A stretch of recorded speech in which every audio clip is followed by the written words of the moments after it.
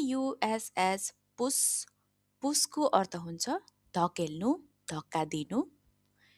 PULL पुल पुलको अर्थ हुन्छ तान्नु। GAME गेम गेमको अर्थ हुन्छ खेल। PLAY प्ले प्लेको अर्थ हुन्छ खेल्नु। FIND फाइन्ड फेला पार्नु।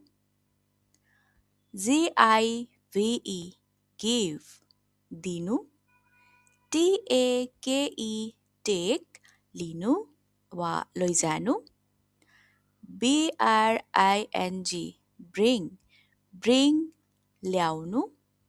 CHEAT चिट बेइमानी गर्नु, धोका दिनु, चिट। THINK थिङ्क सोच्नु।